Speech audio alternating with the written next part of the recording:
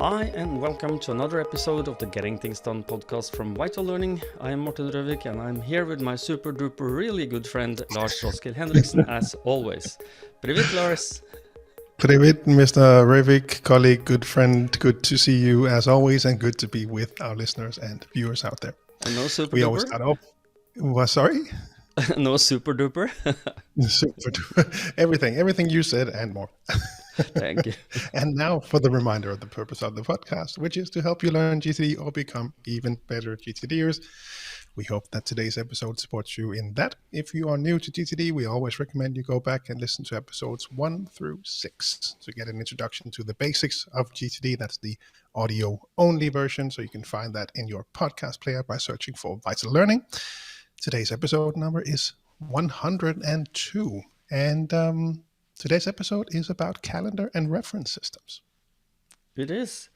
We've been discussing different topics under this umbrella, and we are going to touch upon use of calendar, when and how to use a calendar, practically, just any calendar, and look at the different calendar solutions out there that you might want to look at, and how you can share them with other people.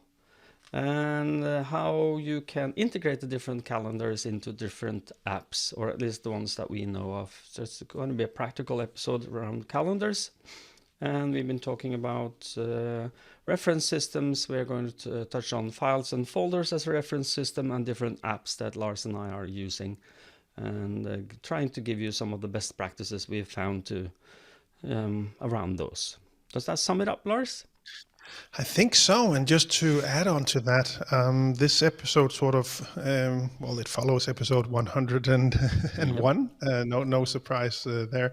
But we're talking about how to, pick the different tools that we would like to use. And this was sort of a follow-up on that. So how are we actually, the different tools that a GTDer would need to have available to them? This sort of follows that episode.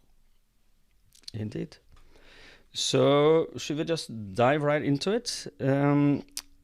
What does the Getting Things Done methodology say about the use of calendar?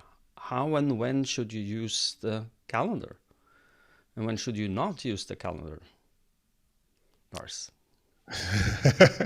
Okay, I was wondering if that was sort of a rhetorical question, or are you going to throw the ball to me? I am going. No, so we're back at the good old clarify step, and we've decided that there's a next action to be taken on this. Something that takes longer than 2 minutes, we are the right person to do it. So we want to capture that somewhere in a system. That could be in our list manager, as we spoke about in the other episode about choosing the right tools.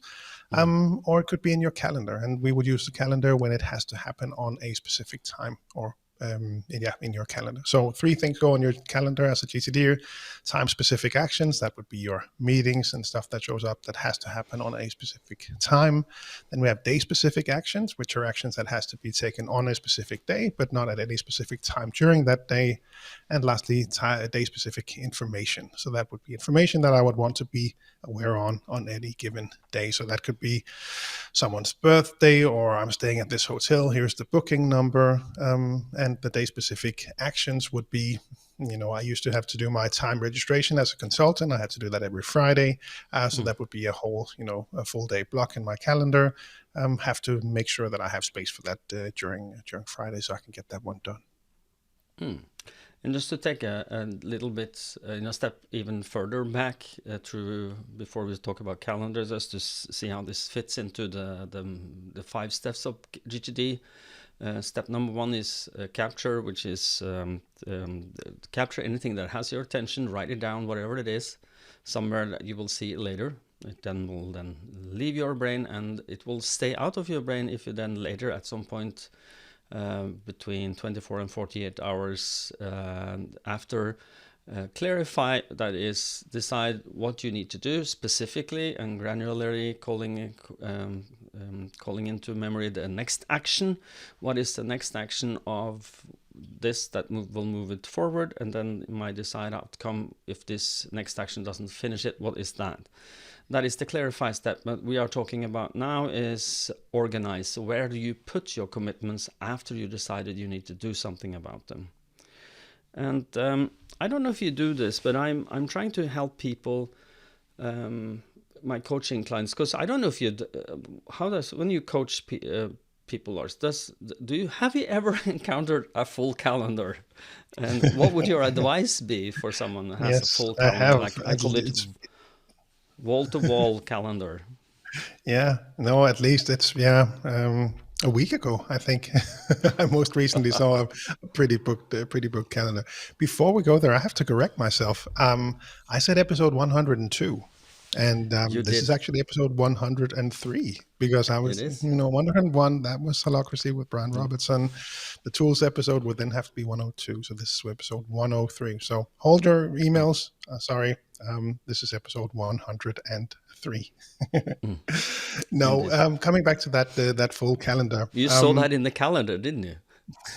it's just there was something that the math didn't add up, so I had to go back Okay, and okay, okay. go back and check. Yeah, no, the calendar can be really tricky. I think it's one of the more let's say one of the things that really varies in coaching. I think when we see and also in people attending the seminars is that there will be a lot of difference in the volume of email and how much they have in their calendar.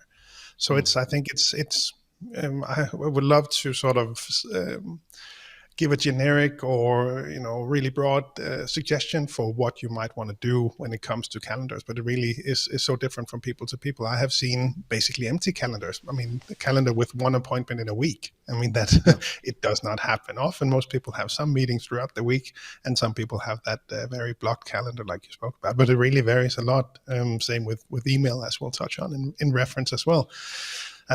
Most people will say they get a lot of emails, but for some people it's 300 emails a day, and some people it's 25 emails. It really is a big difference. So, but coming back to your question, that full calendar. Actually, the thing that we spoke about in my most recent coaching was exactly that. So we had our initial call some weeks before we met, and we had a quick look at or we spoke about the calendar, I think, online, and I got that clear understanding that you just described. That it's pretty booked. So already back then, some weeks before, I said, "Can you start to block some time for yourself? Can we start to put in some blocks so people don't steal them? Really, go in there and carve out time, perhaps more than you think you need, because we do need to find that time for you." So starting to make some room in the calendar, because it can really be a challenge when you have that wall-to-wall calendar.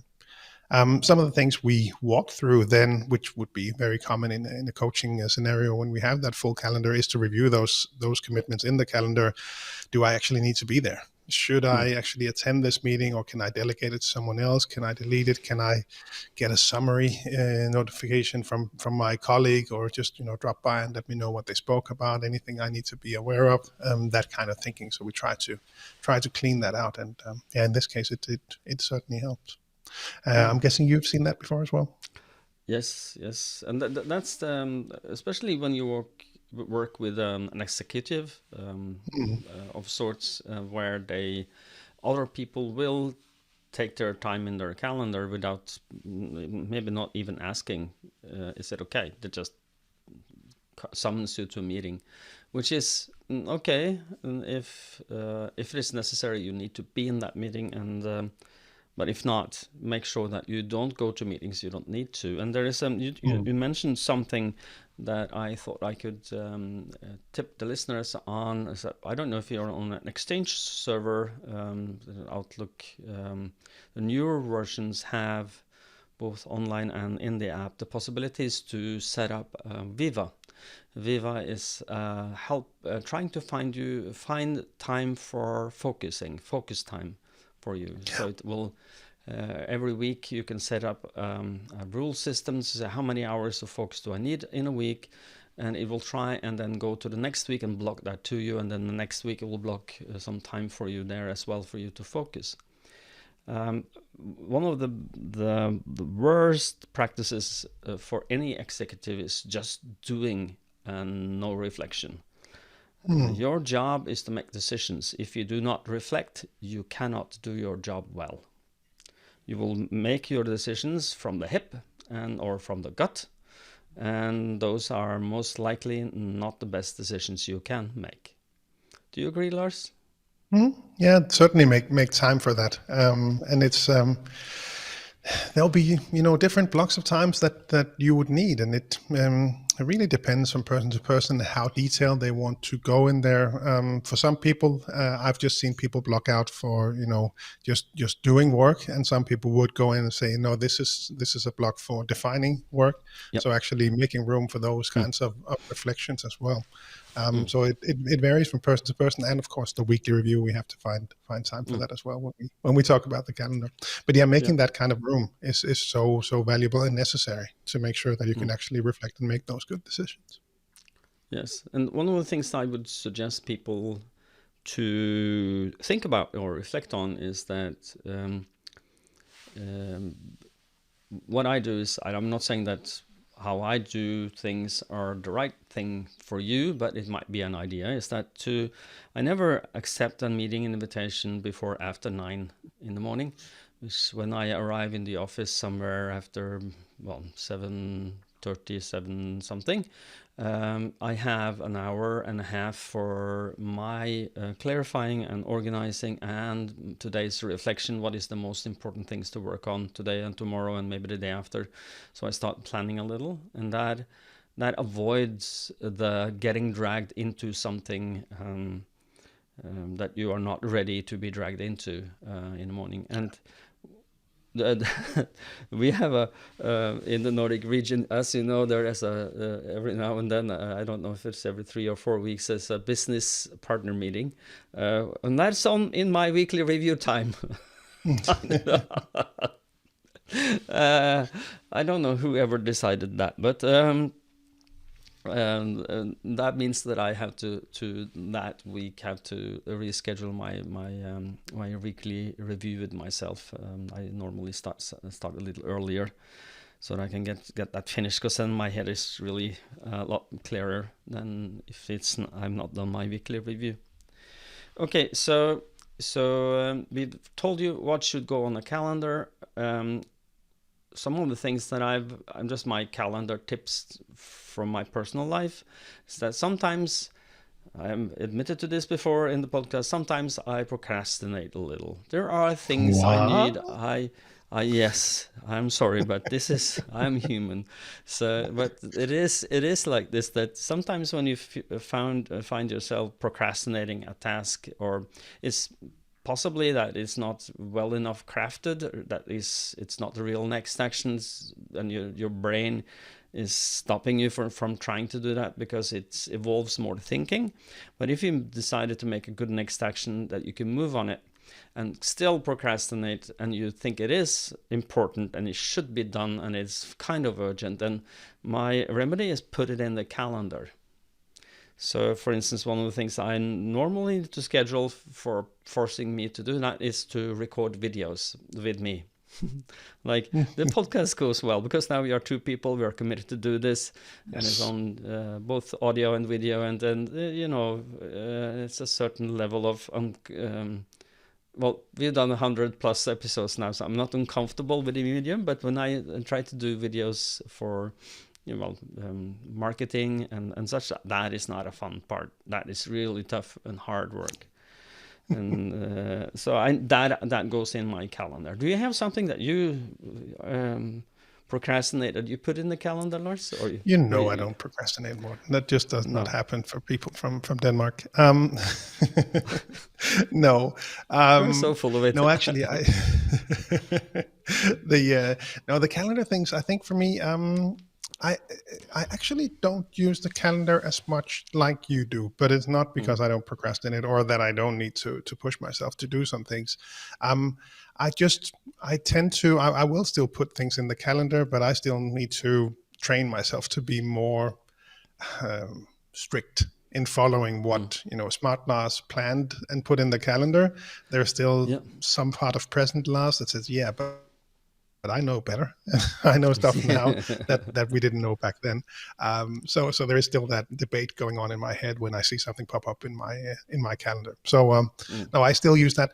But for now, I will most times still have it in my list manager, and then present Lars can have that decision, even though I've sort of highlighted to myself that this is what you need to do. So it's probably just a trick for myself. But and that being said, that's for most of the stuff. Some things will still go on the calendar to get done. My little trick when it comes to this procrastination thing is that I don't plan ahead more than maybe 2-3 days maximum, because I know things will show up that change the landscapes, and if I plan too long ahead, it becomes a source of disappointment, because I have to move this. I didn't plan well enough, so I'm trying to be flexible enough, and plan so that I get the things done that I need to get done, but I'm not committing to do that far into the future.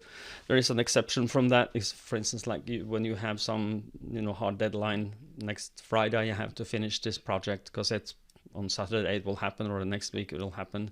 So and then I set aside time further into the time. So one of the things I'm teaching my clients is use the Eisenhower matrix when it comes to when you clarify and organize. Just a little extra step that might help you understand, does it go on the calendar or does it go on my lists? And I use the Eisenhower matrix is just what is that, 2x2 matrix, where the two upper parts is it urgent and important, or is it important not urgent? So I say that if it is important and urgent, it should go on the calendar, or it should, at least you should consider putting it on the calendar. If it takes more than if it takes 15 minutes, it should be on your calendar, or 15 minutes or more. And if it is important but not urgent, it should go on your lists. Does that make sense to you, Lars? Yeah, certainly. I haven't actually used that myself, but people will sometimes mention it, and we'll talk through it. But most of the time, my experience is that they will have a sort of, they kind of know where it should go, but of course that will vary from client to client. Yeah, no, but it is helpful when you clarify what the next action is that, does that go on the calendar?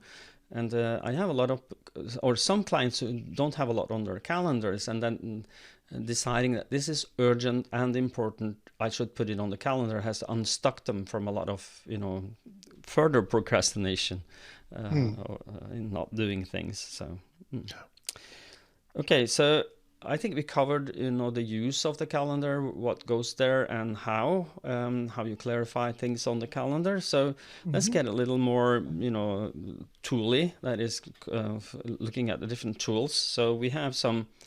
Let's go to bird's eye overview. You have different services for a calendar, and there are two main ones. There is Google Calendar and the Microsoft Office 365, or is it still Office 365, or is it just Microsoft 365 now? I think. Microsoft 365. Thank you, Microsoft, for keeping us on our toes by changing names all the time. Thank you. I'm sure, of course, you have to evolve your services. So I'm joking, but okay. So, and then you have the you have some hosting services that has, what's the name of that? Not Pop Calendar, but what's the name of that? It's a service it's a protocol on the server where you have files and folders, and you look like you are an IT consultant. You should know this. No, talking about IMAP. IMAP, there it comes. Yeah, IMAP, which is a way to do calendars a little bit more better than it has sync of your calendar. So that's, if you look at IMAP as generic hosting service have this, and then Google and Outlook is probably the of Microsoft 365 are the 2-3 biggest ones. Do you agree? Do you have someone to add that you've encountered? No, I actually thought IMAP was just for email, so that's why I didn't didn't mention it. But other than that, yeah, I completely agree. And what we most commonly see, Outlook and Google. That is basically all we come across. I did come across Lotus Notes, I think, in my very first seminar in Denmark back in 2015. But other than that, it's been pretty much Outlook and Google Calendar for the rest, I think. Yes. And what is then, so you have 2, maybe 3 different options for, calendar, let's call it backend or service, but then you can put that into a lot of different apps and operating systems. Like you can have it on Android and on an iPhone. You can have it on a PC or a Mac or a Linux box, and there is a heap of different calendar apps that handles both integration and sharing of your calendars differently. And some of them have, like Gmail has the possibility for you to add calendars from other users within your organizations. Like that could be policy wise, or you can add it just by asking this person to share their calendar with you, and then it will show up, or it could be a link you can click and you can be added so you can see that person's calendar. But I suggest we talk about calendar apps. What are you using in your everyday life, Lars? So I'm on the iPhone, and I both have the Apple Calendar and the Google calendars installed. So I will need both for different things. If I am on the go and I need to see your calendar, for example, I need to have the Google Calendar available so I can go in there and find you. I still haven't found a way to do that on the iPhone calendar reliably. At least sometimes you show up, sometimes you don't. So I don't have you in there. On that one, I also have my iCloud calendar, so that's perhaps worth mentioning as well for some people who might be using those. I don't use them much. I use them for the very rare occasion where I need to throw something in a calendar that someone who has access to my calendar should not see. So in practical terms, that is when I need to go and buy a Christmas present for my wife. I think that's basically the only items that you will find in that iCloud home calendar. Other than that, I don't use that. But they have sort of 2 different tips for people out there. So I use them both with regards to actually accessing those shared calendars. We have a lot of shared calendars as well in the family. We have both for myself, personal and work related, for my wife, the same. We have for our boys as well, for their play dates and soccer practice and all that. So there's some pretty heavy calendar gymnastics going on the personal side of things, and same for work. Obviously, we have to coordinate these meetings that that we've set up to record these podcast episodes, meetings with clients, etc. So the way I have. The one way to use them was to access those shared calendars. The other way to use them is that I again, as I've mentioned a million times during the last 103 episodes, is that I really try to limit how much information I'm presented with. And that can often be a challenge in the calendar to make it easily more simple, because either I want to see everything or I want to see just my own stuff. So that is actually how I use them in practical terms, is that I will open one. I will open typically the iPhone built-in calendar for just seeing my own stuff, so personal calendar and work calendar, and I will open the Google Calendar to see everything, get that full overview of everyone's calendar and other things like that. So that is how I use them, just to make it more simple for myself to get an overview of what do I need to know, and not know that my son is playing soccer once again this afternoon. So that is how I use it. How do you use it, or do you use anything different than the standard ones? No, I use on my iPhone. I use the same setup as you do, but that's a mixture of the built-in calendar app and the Google Calendar. Because since we are on the Google end of back system for calendar and email, that's a good choice for me, because it is I can then see, as you do, see all the calendars of the people that's in the organization at a glance. It's easy to access that information. And another added benefit is that if you in the Google Calendar setup add, I just want to see if I can do that quickly now to see if that's possible actually, because I'm a little, see if I can. Yes, if I make a new, yes, because I can then, the calendar integrations that you can do in Google is that you can integrate conference solutions. So we use Microsoft Teams for some clients, and some other, we use Zoom. And that calendar integration is inside the calendar app, so that I can schedule a Zoom call with a client by the click of a button inside the Google Calendar app, which is something you cannot, or I haven't found a way to do that outside of, inside the calendar app from you can just Apple. use FaceTime, Morten. That's Apple's answer. Yeah, well, no, don't want to get you started on that one. No, don't go there. Well, I like FaceTime. It's really good, but it is more for personal, private calls, and not for your professional calls. And so what I've done is I've disabled all the notifications for the the Apple Calendar in my phone, and enabled the notifications for Google Calendar. And the reason why is because I don't want to have them double. And one of the things I've found that I'm curious to how you solve this, because you can integrate, or for instance, if you have a calendar for a personal calendar for your wife that you would like to see in your calendar, so that you can turn it on or off, or you have like a family calendar that you want to turn on and off. How do you do that? Because that can be done, as far as I can understand, in two levels. One at the service level on the website, or in the app itself. How do you solve that, Lars? Well, that was part of the reason also to make the distinction between the two, because I want to only get notifications about my own stuff and not about the rest of the family. I don't need to be notified that my son's school starts in 10 minutes. And that's the kind of notification that I would get if I wasn't careful about it. So I use Google Calendar to get the overview, Apple Calendar to only see my own stuff, and only get notifications about that. And I've actually disabled notifications all across the board except for my watch. So that is the only place that I will get those notifications, not on the screen, not on the iPad, not on the phone, just on the watch, because I always have that on me.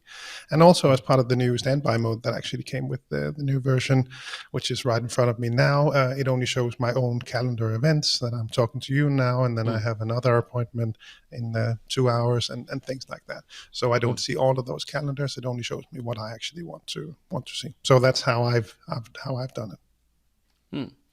That sounds a lot like I do it. And one of the things that I just want to say to people, that if you are buying into the Apple reminders as a system for your GTD, it might be good for you to look at some YouTube videos, because you can on your phone, and I understand not many people know this exists. Maybe I will shock even Lars. I don't think so. He's a little nerdy, but you can actually, when you are in your reminders app, you can tap and hold on a next action. You can then, and then it pops out. You can then swipe up and move to calendar, and then just drop that in the calendar. Did you know that? Is that yes. possible? You know that. Oh, good nerd. No, but it is a way for me to say that, well, okay, if I need to get something done today, the Morten the procrastinator is here, so he needs a little stern talking to, and he listens more to his calendar than to his reminders app. So then it goes on my calendar from the phone, which is not many people know. But that what I that's don't possible. remember, how does it then link back to it, or how does it show up in your calendar? No. It's the going text. to be a standalone. Well, you can link back if you, as I do, use a hashtag to tell me which kind of project it is. It's not a good link, but you can search for that in the calendar, see what's like a hashtag cabin, and everything that has hashtag cabin will then show up on the calendar, and I can do the same in the, or I can do, if I do this on the Mac, I can do the spotlight search for that hashtag, and it shows everything that has that as a calendar. Is it a reminder? Is it a note? Is somewhere? Is it a file tagged with the same thing? So, Got it. yeah. But what I do to get around that is to remind me that this actually comes from the Reminders app. Is that I have I don't, I'm sure maybe not all the listeners know this, but you can do a text replacement on iOS and Mac. Is that you can then for instance, I have in Norwegian a check mark would be hake, and then I will make I have made a text replacement when I write HHA, which is not a word, and then it would just replace it with the emoji check mark, and then I drag it into the calendar just to tell myself this came from the Apple reminders, and this is where it came from. So I know that when you finish, you can tick it off as done, like double the pleasure. So I know that this is a little nerdy, but it is a way to get around this. Keep it simple, but keep it remember what you need to remember. Yeah. So a lot of the people that I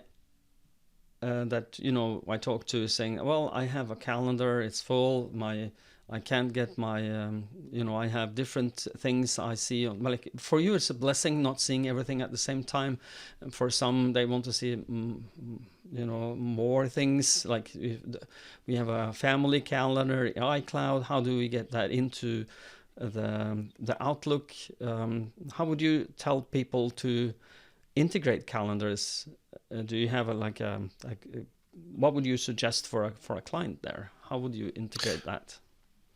Well, it really depends on the system and what they use. I think that was going to be my sort of transition to the reference. One thing to mention was that you don't forget to share these calendars. It's actually pretty easy, pretty straightforward for the most part. There will still be different requirements and possibilities regarding your IT security and setup. What can you actually share? How do we actually do it? There will be custom systems sometimes where I've worked with doctors that would have, a separate booking system, and were we able to get data out of that? No. But in some cases there will be, you can extract ICS files or something like that, and you can enable them and show them in Google Calendar, and you can, I think it would be hard to sort of come up with any generic suggestions because there are so many differences out there. But don't forget to share them and set them up in a way that works for you.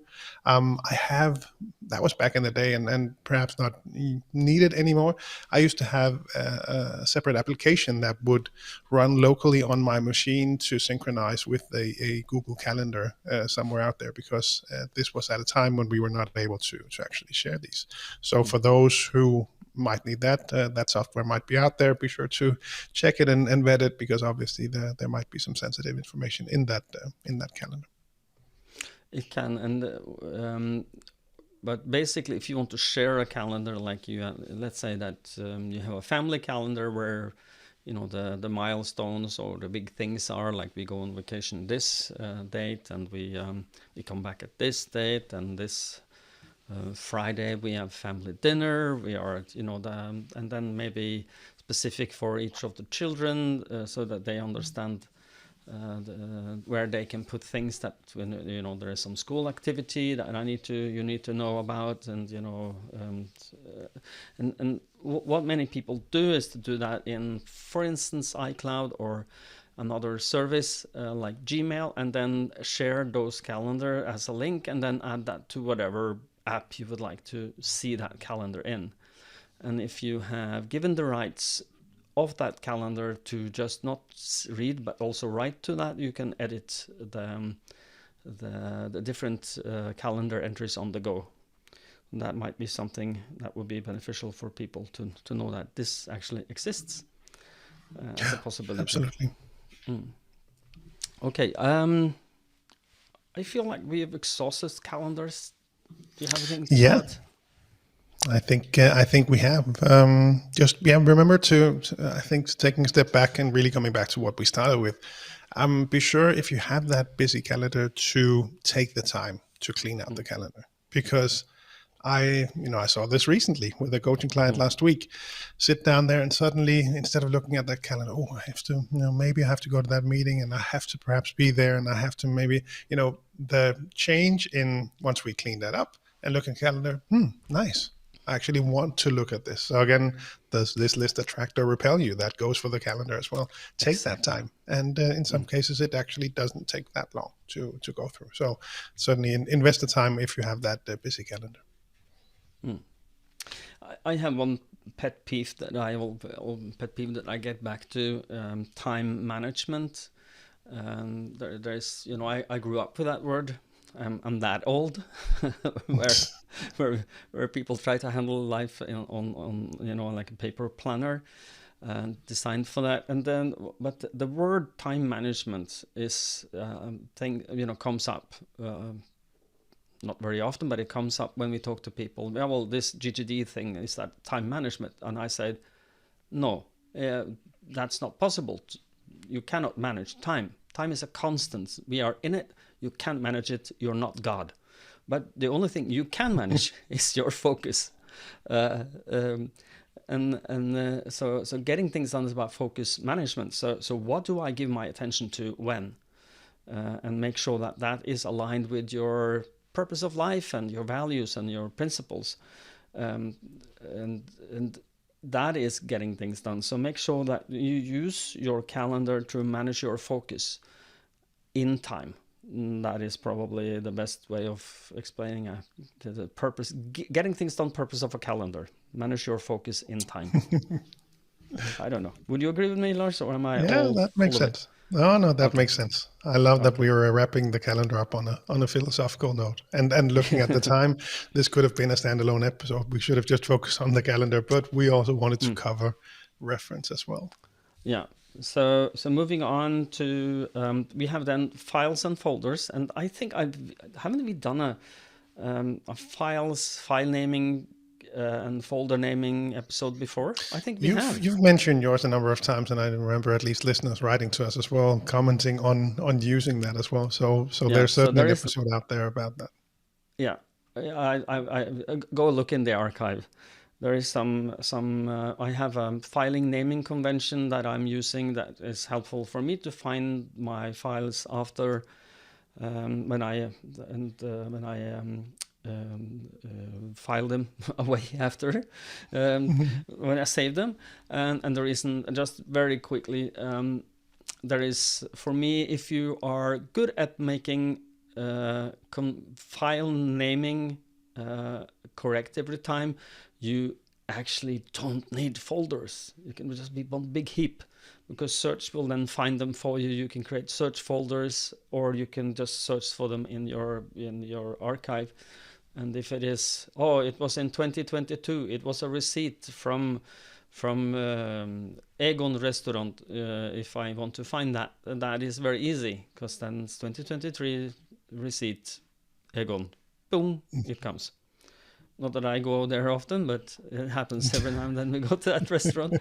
But but most likely I will not save that somewhere. But for reference material, it is the idea of having an easy way to retrieve your information.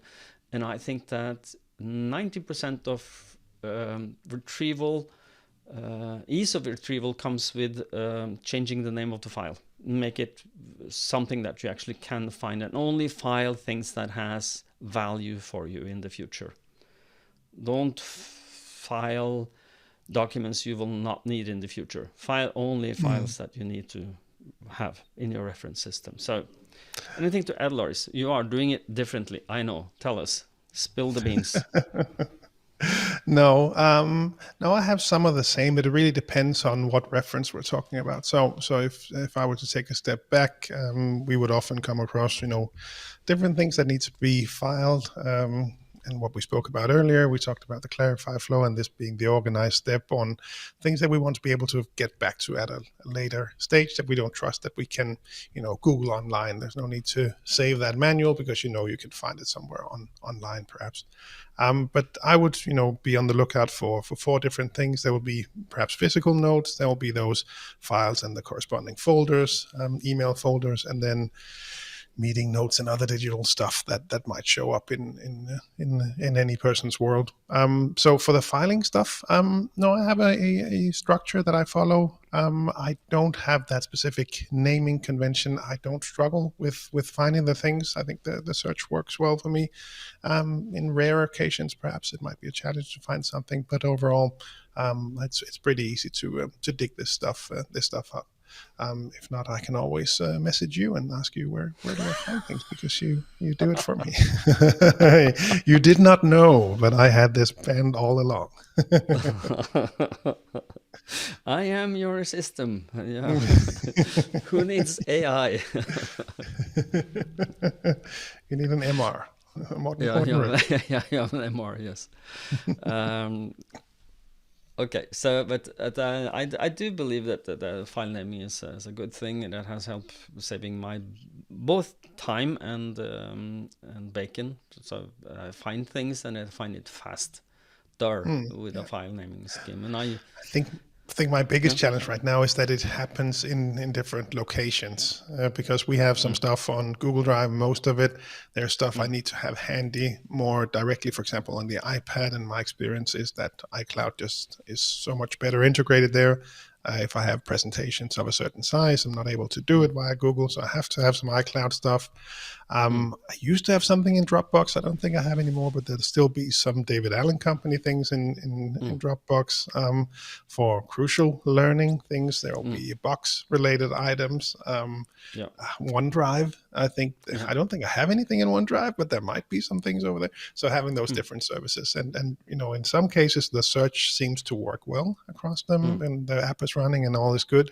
And in some cases, I think that is probably my biggest challenge in recovering and finding things.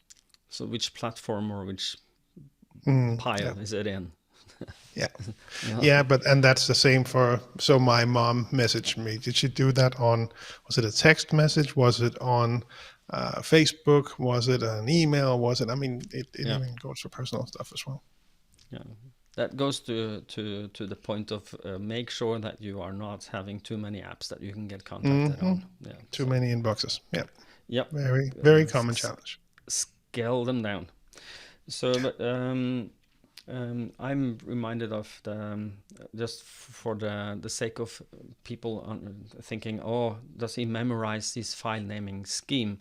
The how I make this and the convention. No, I do not. I use an app called Text Expander. You can do that in text replacement, actually, if you want to inside iOS. And there is tons of apps that are text expanders. So if you search for Text Expander PC, you will find for PC alternatives.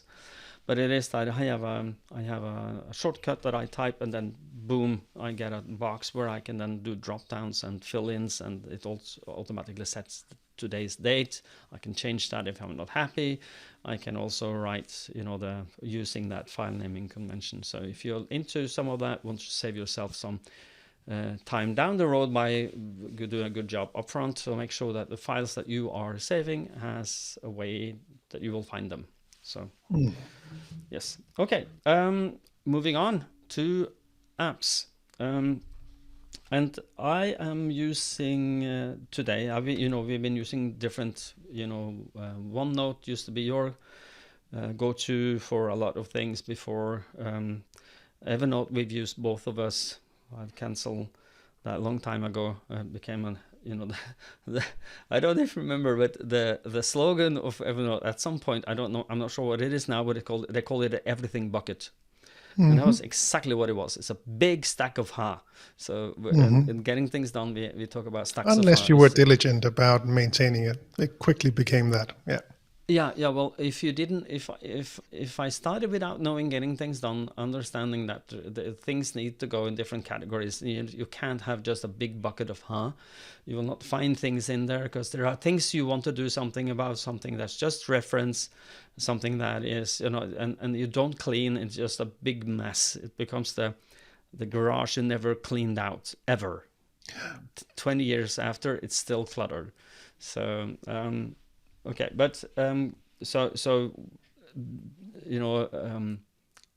apart from the tool itself, it must be beneficial for your needs, but you need to use it well. If not, it becomes just clutter. Do you agree? Hmm.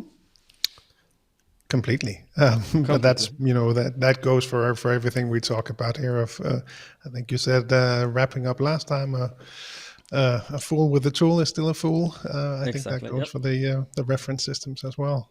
It It's very does. easy to overwhelm them. I think we spoke about this last time as well, that I had my system set up in OneNote, and Mm. that can work very well if you're very diligent about maintaining it, which I think Mm. overall worked okay for me, but just was a lot of work that I did not want to do. So that's why I Mm. switched.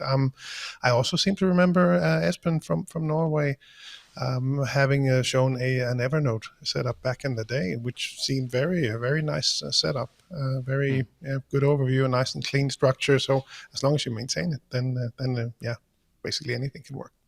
Mm. Yes, and the clear boundaries, clear definitions of what Hmm. goes where. So, but today I am using, apart from files and folders, I'm using two apps basically for reference material outside of files and folders. It's a database app called DevonThink, where everything that I have finished that is clearly just reference material that I need to be easily retrievable um, lives there. And then I have for notes and thinking and short reference materials lives in the Apple Notes app. So the definition is when something is finished, it leaves notes and then goes into Dev and Think if it is um, value enough to be archived there as future reference. So how do you use your app, or what apps do you use, Lars? Yeah, so just wrapping up on the different types of stuff that might show up that need to have somewhere to go and live. Physical stuff obviously have a nice digital, not digital, the physical reference archive behind me over here, simple A to C or O in Danish. With the stuff that I need to retrieve, still use it on a weekly, monthly basis, perhaps. Stuff still shows up and has to go there, but not that much compared to all the other digital channels. The other one worth mentioning, I think, before we talk about the apps, was also email. Obviously, there are a lot of emails come in, stuff that you want to retrieve. I keep it very simple. Still have that one archive folder that I will then search for. So somewhat similar to my file archive, except that is where I will still use the different folders to navigate. But when it comes to meeting notes and other digital stuff, I used OneNote for a long time, so transitioned away from OneNote, using it as a GTD list manager, but still kept my support material there and the digital reference material. So you will still find that in there. I think probably, yeah, it should be all cleaned out when it comes to support material. There should be nothing in there because that has now transitioned to the other app that I use more now, which is the Notes app, the built-in Notes Mm. app for iOS.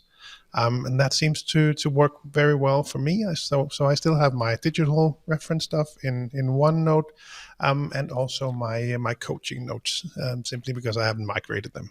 So Mm. I have those still over there with all the templates that I want to have for initial calls and follow-up calls and virtual coaching sessions and all that. So it still Mm. lives over there, and that works fine for me. All the Mm. other stuff is over in Notes, and I have to say I've gotten really happy with the setup that I have right now.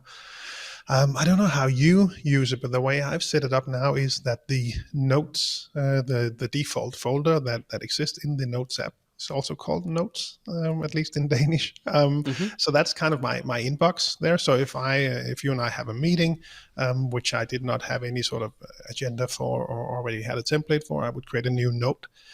So that would be my sort of digital inbox for meeting notes. So I have a few in there from meetings that we attended yesterday that I will walk through as well.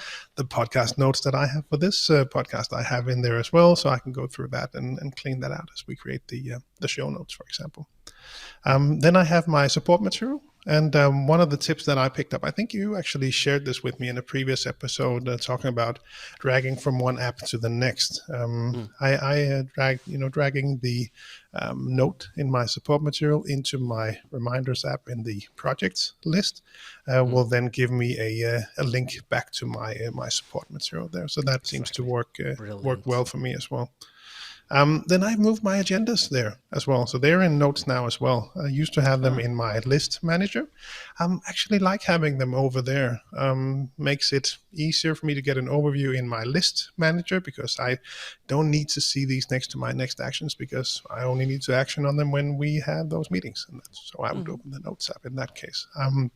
And it also gives me the opportunity to combine this with some of the stuff we spoke about in the holacracy episode 101, and also to have sort of that historical information. We spoke about this last time, so I have one for new items that I need to talk to you about, for example. And then I have one for ongoing stuff that we spoke about last time or the time before that I just need to follow up on.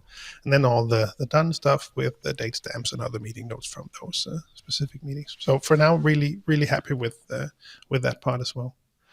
So that seems to actually work very, very good. And also just the scripts in there that I've started to create templates for podcasts or for client meetings, or there are some coaching notes that are starting to migrate over there as well. Just nice and simple and easy to set up and synchronize as well. I think that's a critical thing for me across the different devices, and Notes seem to do that well. Do you use some of the same approaches that I have ended up with, at least in my practice now? Yes, I do. Then I don't use the notes folder, default folder, as an inbox. I use my reminders as an inbox. I don't use it as much for notes as you do. I think like meeting notes or notes. I'm using my remarkable for that. Yeah, exactly. Yeah. And that then goes from when that's finished, when either the meeting is over or the coaching is over or the year is over for meeting notes. Then I will archive that as a PDF, and then it goes into my database, Devon Think database, so that I can retrieve them after. So. Because I'm kind of like a handwriter more than anything else, but I use Notes for, and if you haven't tried that out and you have an iPhone or you want to just dabble with it, it's one thing that I find it very beneficial can be very good for capturing. I am not using that on the go, but for instance, you can then open a note and then just add, take a photo and put it straight into the note. You can also scan a document just from your phone directly into the note, and that easy capture. For instance, let's say you have a client meeting where there's somebody drawing on a whiteboard. You want to capture that for future reference. Then just get that into your system very fast and easy, and then just retrieve that in one place, in one note, that you can see everything that happened. You can also scan your notes. If you take paper notes, just take a photo and then everything is in that meeting. Just giving people a way to think about this, because there are some integration. Even if you have a Mac and you're in the notes, you can use your phone to scan documents into your Mac Notes app. A lot of people don't know this exists, but it does. Another thing that I use it for, that I find it very beneficial, is to use it for checklists. I have a checklist for packing. I have a checklist for getting the house ready before we leave, and it's shared with my wife, so she knows what I pack, so she don't need to look at what, because the updates the lists. And another thing that I find very beneficial is that if you have a checklist, I have my weekly review checklist, my adapted list in there. And one of the things that I like a lot is that when you tick something off, it still remains on the side. It doesn't go away like it does in the reminders app default. If you tick something off, it disappears. I just want to see where am I in this, and sometimes I skip an item and I want to go back, and I just want to maintain the visual view. And then that's very easy to, when I've done that, I just click inside the document, right click, and then unhook everything, uncheck everything, so it's back to before, and I like that. I don't know if you do the same. Yeah, so I still have my checklist in OneNote that goes for my checklist as well for packing, like you mentioned now, and also for my weekly review that still resides in there. But I do have I think someday maybe about transitioning it over to Notes. But the one thing I do use actually frequently is I started using some of the widgets that came available. So now I have a widget that shows me if I have anything in the notes folder, because that would then mean that I have something in my inbox there. Same goes for the reminders app. But the one I would want to highlight is the daily checklist that I actually have started using quite a lot since we last spoke about it, I think. So somewhat resembles what I think we have shared before about this checklist. I think you made once for a GTD'er with stuff to be reminded about doing on a daily basis as you start to work your GTD practice. And I've made my own in there that I actually almost use on a daily basis, looking for time-specific actions, day-specific actions, a list of my inboxes, day-specific reminders in the Reminders app or in Pipedrive, our CRM system, and a reminder for the different next actions. What could I actually be working on? And it's just been helpful for me because I will, as time goes by, I will tend to give too much of my attention to one list or one inbox, or I will forget that I recorded some things in the Memos app if I don't have that list. So for me, it's a pretty simple list. It has, I think, 10 items. So it's easy to get an overview of what I could be doing, what I should be doing, where should I go to look at what I could be doing. So it's been helpful for me to set that up. So that is where I find it helpful to have those checkboxes I can check and uncheck. So I will uncheck them in the morning, and then as I go through them, I'll check them off. Oh yeah, the Memos app is empty. Right. Yeah. Check. Done. Yeah. So that's the last thing I would probably highlight from my my notes and reference systems. One of the things I would recommend for listeners who were intrigued by what Lars talked about now, like a daily checklist for remind yourself that you are learning, getting things done, is to a lot of the clients that I've had chosen to, I recommend it, and I chosen to continue doing that, is to create that somewhere and then print it. So you can create it in Notes and then just print it and have it as a daily, or however you want to do that, on your desk as a physical visual reminder that you are going to do some getting things done today. Because I don't know if you've seen that before, but a lot of my clients forget that they actually have a methodology that they want to learn and get good at. So I am suggesting for them to try and build that as fast as possible, and make sure that when you try to build that, make sure that you use as little energy you need to, and then this is really low-hanging fruit for reminding you that that getting things done thing. Yes, I have a weekly review coming up. Do I have a checklist? Yes, it's on my desk. And some of the clients had really. I'm not saying this to be really old school, but sometimes old school work. But take a plastic folder, and you should be surprised how many of my clients have actually done what I'm telling you now, and tape that plastic folder to their desk, and then put a small stack of checklists in there. Pull out one every morning and go through the ritual of clarify my email, look at my calendar, all the things that you might want to do in the order that you think is good for you, so that you can get your job done. So clarify and organize all my emails.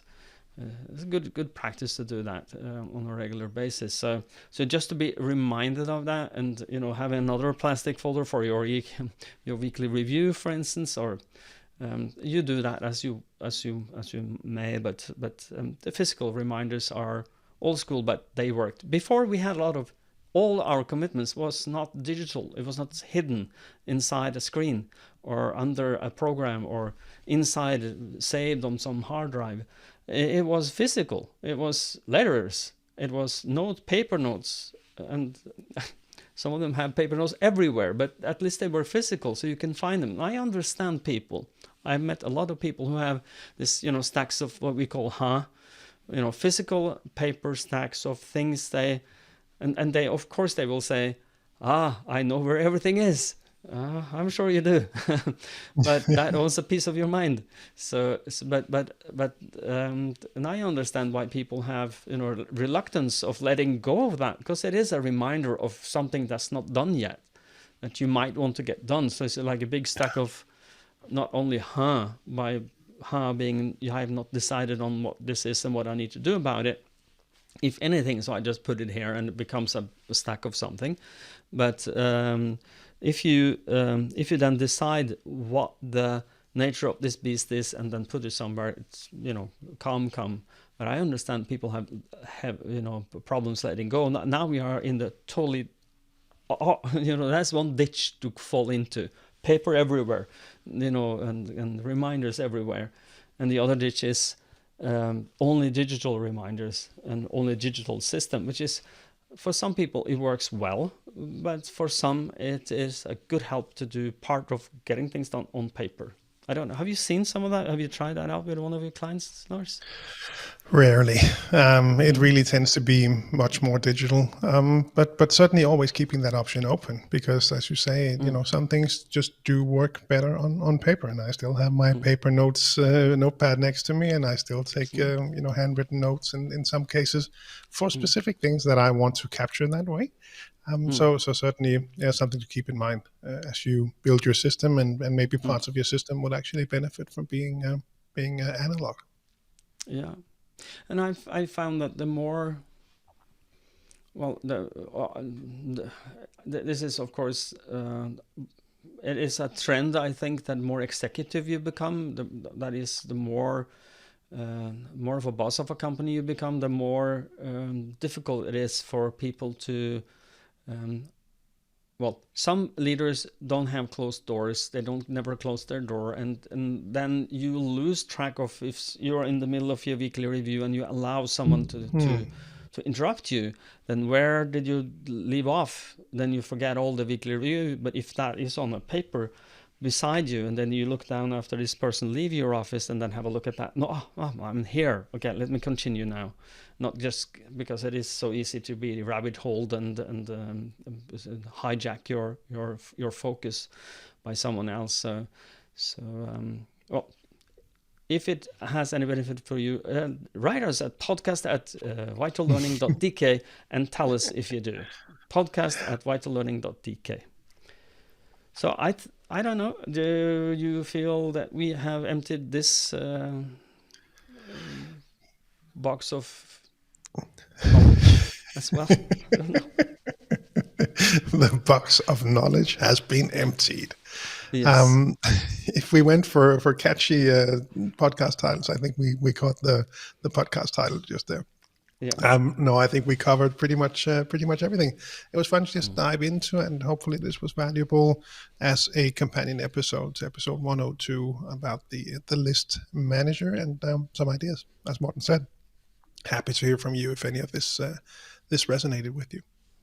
And as we wrap up, a quick reminder of the GTD Summer Camp 2024, which we are really excited about. We have participants from all over the world now, Europe, North America, South America, Asia too. We really hope to see you there. It takes place June 15 to 16, 2024. It'll be in Denmark again. If you want to learn more, head on over to gtdsummercamp.com, where you can learn more about it. And you can also sign up, of course. So we hope to see you there.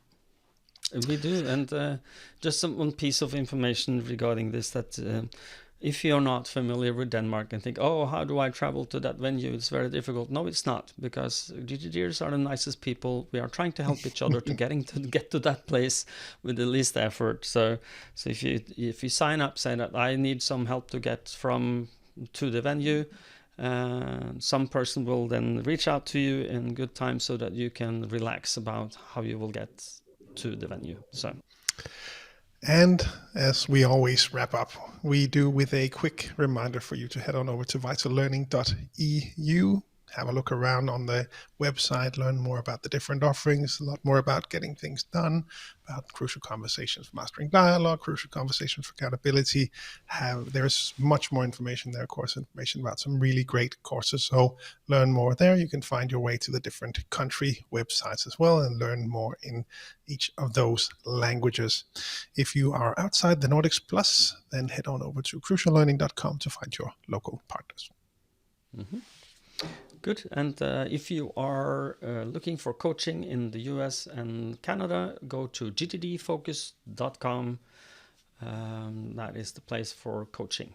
I had some people asking me, where do we get that? And that is gtdfocus.com. These people are trained by David Allen Company, and some of them are old employees of the David Allen Company. Really good people when it comes to coaching. So go there. That I think we will wrap up with me saying, as I always do, thank you for listening, and until next time, stay safe and stay productive. Bye-bye. Bye, everyone.